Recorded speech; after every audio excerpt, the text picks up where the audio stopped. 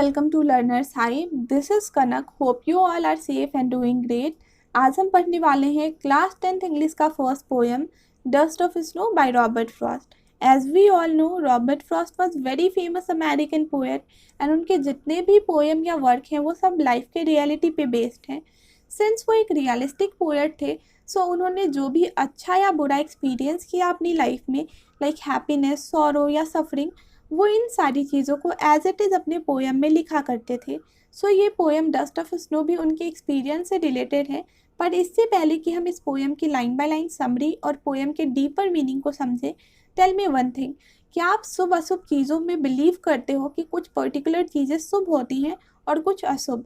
Like अगर exam में दही शक्कर खा के जाओगे तो अच्छे नंबर आने हैं, सो दही शक्कर खाना शुभ माना जाता है. या फिर अगर आप कहीं जा रहे हो और आपके सामने से बिल्ली क्रॉस कर जाए, दैट मीन हमारा रास्ता काट दे, तो हमारे साथ कुछ बुरा होगा या फिर हम जो करने जा रहे थे वो काम पूरा नहीं होगा, क्योंकि बिल्ली जो है ना उसे अशुभ माना जाता है, बैड ओमेन माना जाता है.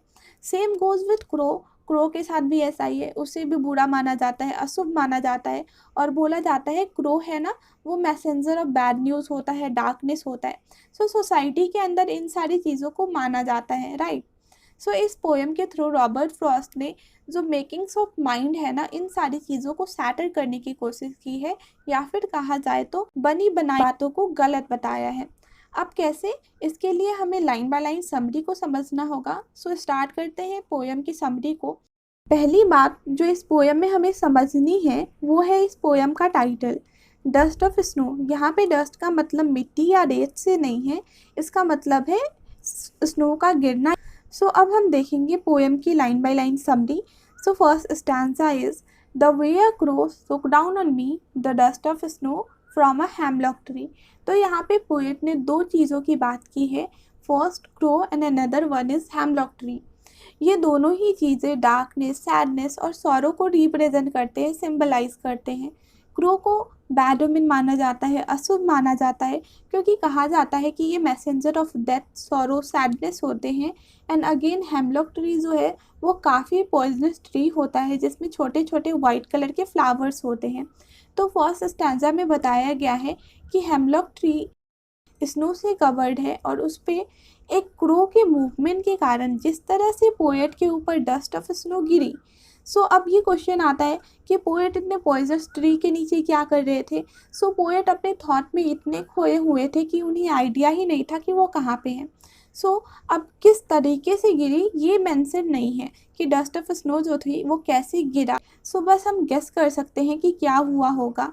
हो सकता है वहाँ पे वो क्रो आया होगा कहीं से उड़ के और उस पेड़ पे बैठा होगा, या फिर बहुत ज़्यादा ठंड होने के कारण वो काँप रहा होगा, जिसके कारण वो स्नो जो है ऑथर के ऊपर गिर गया होगा. ये भी हो सकता है कि क्रो जो है ना वो फ्लाइट लेने वाला था, उड़ने वाला था, जिसके पोएट के ऊपर डस्ट ऑफ स्नो गिर गया. सो this was the first stanza. So the next stanza is has given my heart a change of mood and saved some part of a day I had rued. So second stanza में poet कहते हैं जैसे ही वो dust of snow उनके ऊपर गिरी, उनका mood खराब था वो अच्छा हो गया. अब हमें कैसे पता कि उनका मूड खराब था?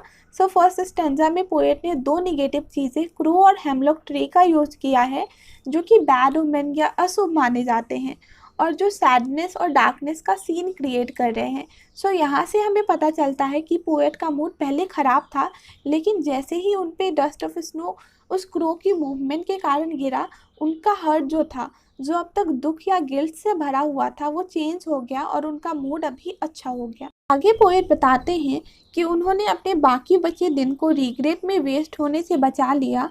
यानी पोएट को अभी तक ऐसा लग रहा था कि किसी रीज़न के कारण जो वो अपसेट है, तो उनका सारा दिन उसी रिग्रेट में बीत जाएगा, उसी चीज़ के बारे में सोचते सोचते वो दिन बर्बाद हो जाएगा.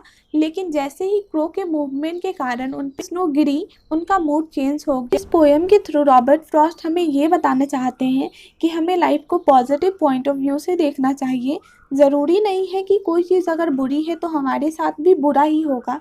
कई बार बुरी चीज़ भी हमारे लिए अच्छी बन जाती है, जैसा कि रॉबर्ट फ्रॉस्ट के साथ हुआ. So this was the whole poem.